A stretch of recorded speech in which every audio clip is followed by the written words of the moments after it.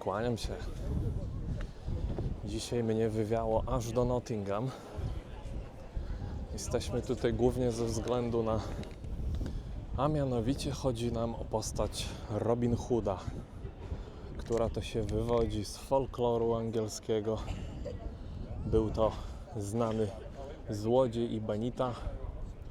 Od razu zastrzegam, nie pochwalam kradziejstwa.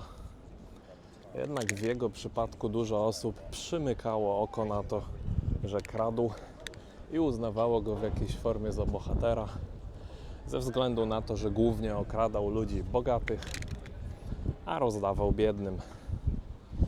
Tak też dzisiaj wybierzemy się śladem Robin Hooda i postaramy się zobaczyć kilka miejsc mocno powiązanych z jego legendą. Zapraszam.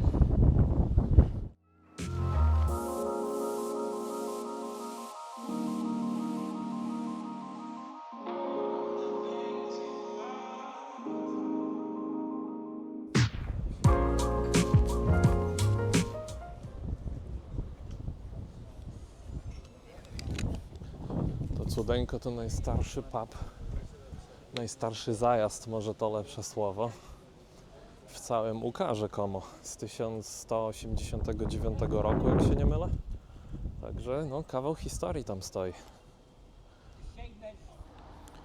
Już kiedyś coś takiego widziałem na innym zamku, bodajże w Pontefract. Tam był połamany taki kamień. Nie mam pojęcia, co to jest, ale wydaje mi się, że to jest coś związanego z młynem. Nie wiem, czy to nie jest tak zwany kamień młynarski.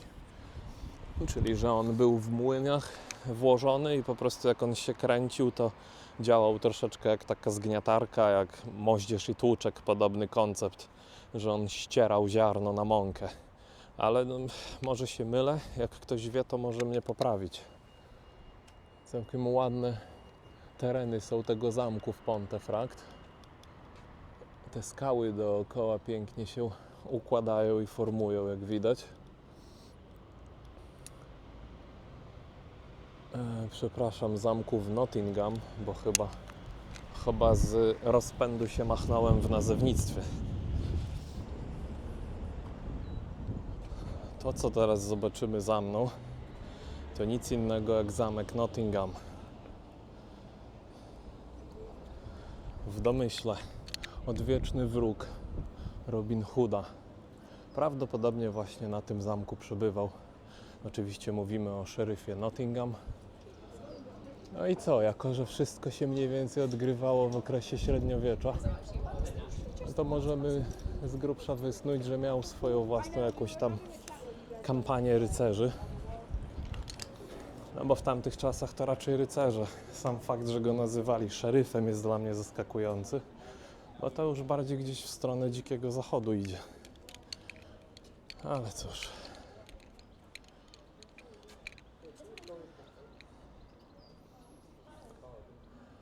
Oczywiście faktyczny zamek jest raczej tam,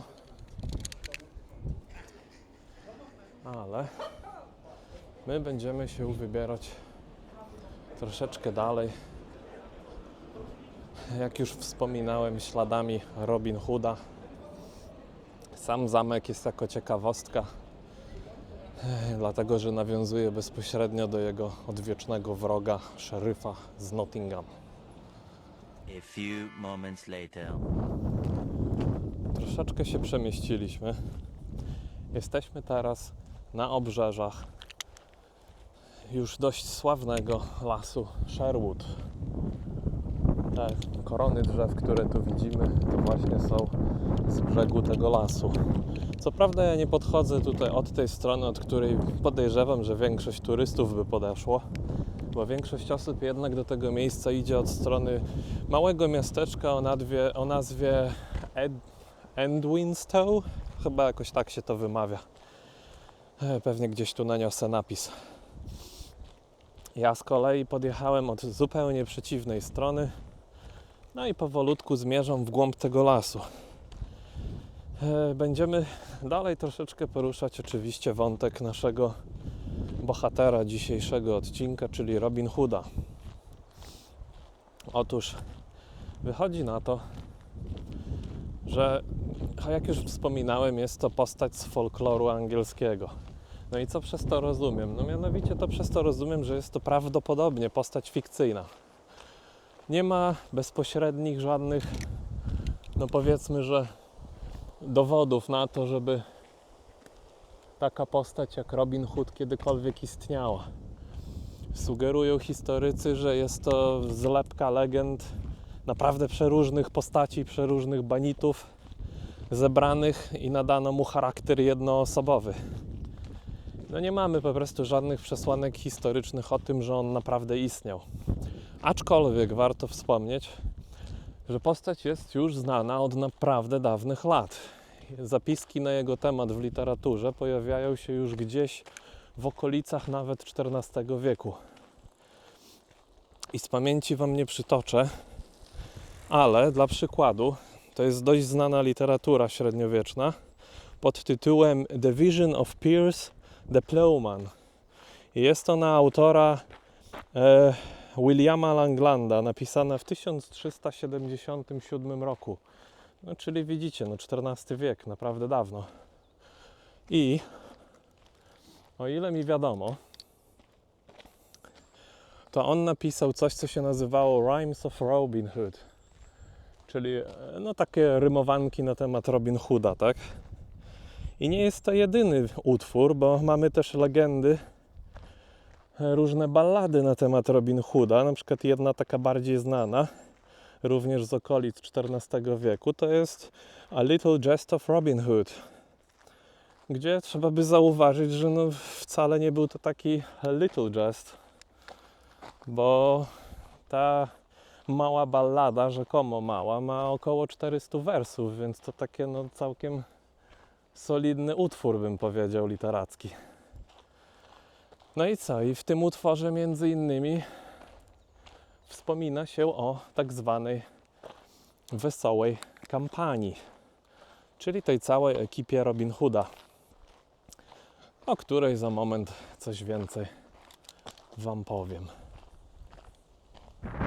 No dobra, to mnie trochę zbiło z tropu. Nie wiem, o co w tym chodzi, ale zauważyłem, że tu po lesie sobie i po dróżkach spacerują, tak jak tam, może troszkę będzie widać. O. Zupełnie nago jacyś ludzie. I kiedy mówię nago, mam na myśli totalnie nago. Z 3 facetów mijałem z dyndającym. Także nie wiem, o co chodzi. Czy jest jakaś moda tutaj na chodzenie po tym lesie Sherwood. Może to jakiś las nudystów. Jakieś pojęcie, którego dotychczas nie znałem. No, ale trochę mnie to zaskoczyło. Także interesujące. To, co widzicie za mną, to jest ponad 800-letni dąb nazywany The Major Oak. I jest to domniemana kryjówka Robin Hooda i jego wesołej kampanii. Rzekomo to właśnie na tym drzewie kryli się przed szeryfem z Nottingham. I muszę przyznać, że drzewo jest fenomenalne. Jest ogromne, pięknie wykrzaczone i naprawdę widać po nim, że ma tyle lat, ile mówią, że ma. Szkoda, że jest obstawione barierką. Niestety nie możemy do niego podejść bliżej. Musimy się zadowolić takim widokiem, jaki Wam dałem. Ale jako ciekawostkę powiem Wam, że do wesołej kampanii, pewnie wielu z Was to wie, że należało, uwaga, 6, nie 4 osób. Takie bardziej znane nam osoby to są takie jak chociażby Mały John, który no wcale nie był taki mały, bo miał około 2 metrów. Poznał się z Robin Hoodem, walcząc z nim na jakiejś tam kładce bodajże, czy na pniu drzewa. No i nie mogli tego pojedynku rozstrzygnąć, doszło do remisu, zaprzyjaźnili się i zbratali się. No i na tym się nie kończy. Mamy jeszcze brata Taka. Był to zakonnik, który nie stronił od piwka i który się gromko wypowiadał przeciwko, powiedzmy, korupcji w sferach klerykalnych. No i Czasami zdarzało się, że sięgał po broń, aczkolwiek to już zależało bardziej od tego, jak bardzo go namówiono. Bo raczej stronił od przemocy, było to bardziej w wyniku przymusu niż chęci. Trzecim członkiem był tak zwany Will Scarlet, czyli waleczny i elegancki młodzieniec, taki niejako szlachcic, choć szlachcicem nie był, o ile mi wiadomo, no i szermierz. Nic więcej o nim za bardzo nie wiem. W grupę również wpisuje się tak zwana Lady Marian, która była taką ukochaną niejako Robin Hooda. I trzeba by jeszcze zaznaczyć, że Lady Marian pochodziła z rodu szlacheckiego, więc bardzo możliwe, że była w stanie czasami o potencjalnych zasadzkach donosić dla Robin Hooda, by go uchronić przed potencjalnymi kłopotami. No i dwóch jeszcze, których tak mało kto zna, członków tej całej wesołej kompanii, czyli z angielskiego Merryman, to jest Much the Miller's Son, czyli syn młynarza, często dość komediowa postać, oraz Alan A. Dale, czyli wędrowny pieśniarz, romantyczna dusza opiewająca przygody Robin Hooda. Ten drugi, mógłbym go przyrównać do takiego jaskra Wiedźmina, tylko to by był taki prywatny jaskier Robin Hooda. Także jeszcze z różnych kątów postaram się te drzewko uchwycić i ruszymy dalej. Zwróćcie uwagę, że gałęzie mają takie podpory. Oczywiście to dlatego, że jest tak stare to drzewo i ma tak rozgałęzione te swoje wszystkie drzewne łapki, że tak powiem. No po prostu zawaliłoby się, mogłoby ze starości się powalić i prawdopodobnie chcą tego uniknąć, więc troszeczkę pomagają temu drzewu, aby dożyło, no kto wie, może 1000 lat, może dłużej. No, małe sprostowanie. Choć w internecie się doczytałem, że to drzewo ma 800 lat, to na wywieszce tuż obok tego drzewa, nieopodal na płocie, w nawiasie sugerują, że ma ono 1100 lat. Także nie wiem już, która informacja jest prawdziwa. Byłbym skłonny uwierzyć, że bardziej ta, która jest tu zawieszona, ze względu na to, że jest bezpośrednio w miejscu, w którym to drzewo się znajduje. Więc ten, kto ją umieszczał, no miejmy nadzieję, że wie lepiej. Także to małe sprostowanie.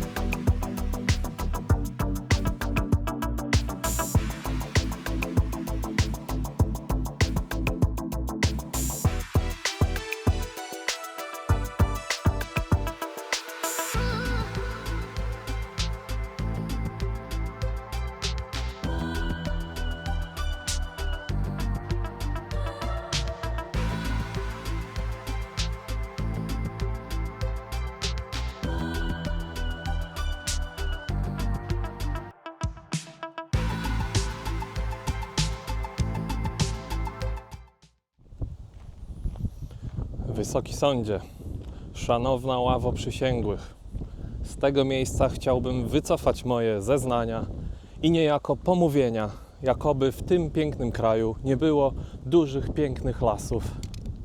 Bo okazuje się, że są. Są i to naprawdę piękne, robiące wrażenie. Jedyna kwestia to, że trzeba wiedzieć, gdzie jechać, żeby je znaleźć. I z tego też względu bardzo proszę, aby wpisać to do protokołu, że takie mam w tej chwili na ten temat zdanie i mam nadzieję już go nie zmienić. Lecimy dalej.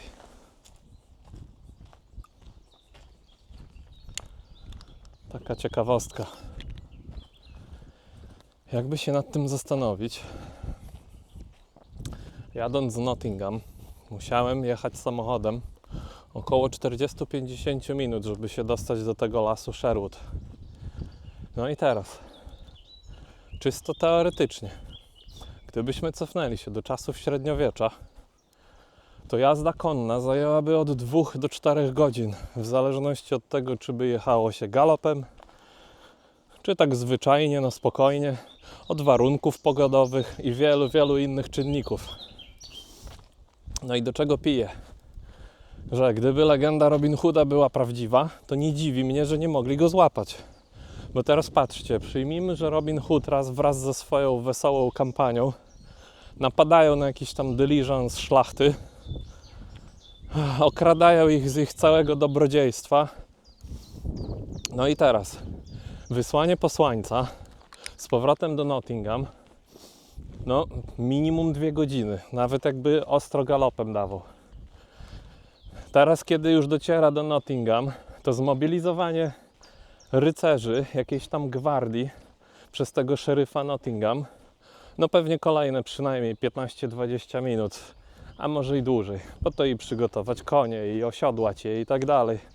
Wszystkie ze stajni powyciągać, sprzęt wojskowy wziąć, no trochę by to trwało, nie? I teraz jeszcze muszą wrócić z tym wszystkim, a raczej dojechać do tego lasu Sherwood, co im też pewnie by zajęło od 2 do 4 godzin.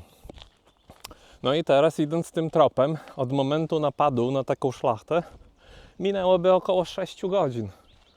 Taki Robin Hood mógł się ulotnić o tak 20 razy. I wcale nawet nie w lesie Sherwood, mógł się w ogóle ulotnić gdzieś indziej. Bo to jest naprawdę kawał czasu. Jedyny rozsądny sposób, żeby złapać tą całą grupę, jaki mi przychodzi do głowy, to zastawić na nich po prostu względną pułapkę. Już tu siedzieć w tym lesie Sherwood, mieć tu swoje jakieś tam dywizony porozstawiane. Może nawet przebrane za szlachtę, udające kogoś, kogo można napaść. Taka pułapka, ustawka. I wtedy to by się mogło udać. No bo w innym wypadku, no sami widzicie, że gdybyśmy tak się wczuli, że jesteśmy w średniowieczu i z innej perspektywy na to spojrzeli, no to jest to prawie niemożliwe po prostu, tak, żeby go złapać. No tu zobaczcie, jakich kolegów znalazłem.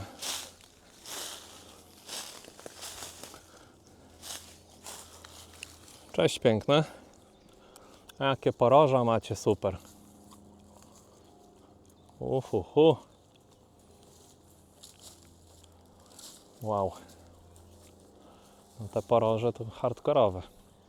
Jeszcze trochę i mu się złączą. Jakby tak się nad tym trochę zastanowić, to szeryf z Nottingham wydaje się być takim trochę archetypem, symbolem władzy. Jest on bardzo anonimowy w tej opowieści. Po prostu jakiś tam szeryf z Nottingham. I wydaje mi się, że w tej opowieści jest bardziej zawarty taki symbol, że szeryf z Nottingham by był odpowiednikiem władzy, rządu, czegoś takiego, co kładzie swoje ręce, a raczej łapska, na prawach ludzkich i ich dobrobycie. A Robin Hood by był tutaj takim symbolem, no i jego świta oczywiście, takich zwykłych cywilów, którzy no niekoniecznie żyją i chodzą jak trybiki tego systemu, tylko na własną rękę działają, a wręcz w jakimś stopniu nawet są tacy trochę antysystemowi. No i tu mniej więcej taka właśnie zaognia się walka między systemem, który chce objąć całe społeczeństwo i wcielić je w swój własny, bezduszny system pewnych zasad i pewnych kruczków prawnych i tym podobnych rzeczy, gdzie z drugiej strony mamy takiego Robin Hooda i jego ekipę, która stara się żyć na uboczu tego systemu. wybierają nie miasto, tylko las. Żyją gdzieś na drzewie i z tego co w cudzysłowie upolują, wyłupią. Trochę jak dziki człowiek. Więc tutaj taka troszeczkę no, ten kontrast zachodzi, takie mam wrażenie. Może to zupełnie błędna teoria, ale wydaje mi się, że warta poruszenia. Bo gdy na to tak z takiej perspektywy spojrzę i tak troszeczkę odczłowieczę te osoby, a zacznę na nie patrzeć bez konkretnego identity, bez konkretnej osobowości, tylko jako cały rodzaj, grupę tego typu ludzi, no to faktycznie mam wrażenie, że to dzieli się na taki system i systemowych kontra takich trochę bardziej wolnych, dzikich, nie do ujarzmienia. Może macie podobne zdanie na ten temat, a może nie. Dobrze, czas na złotą radę od wujka Rafała. Dla tych, którzy by chcieli odwiedzić tylko The Major Oak, czyli ten wielki dąb, to jak najbardziej polecam zaparkować bardziej od strony tego Edwinstowe. Z prostej przyczyny będziecie o wiele mniej maszerować i nie będziecie musieli tyle co ja dreptać z powrotem do samochodu. W moim przypadku sprawa jest trochę inna, bo ja zaparkowałem bliżej strony innego miasteczka po drugiej stronie, które się nazywa Budby. No i to, na co właściwie teraz patrzymy, to jest rzeka Meden, River Meden. Także jakbyście sobie na mapie patrzyli, to gdzieś bliżej właśnie tych terenów się... co to za muł dziwny płynie. W każdym razie gdzieś bliżej tych terenów się zatrzymałem i stąd naprawdę jest kawał marszu po prostu.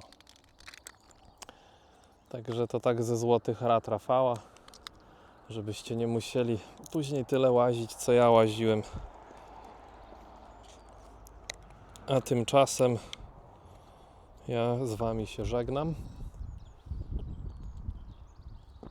i zobaczymy się już, jak to zazwyczaj, w innych okolicznościach, gdzieś indziej. Także do zobaczenia.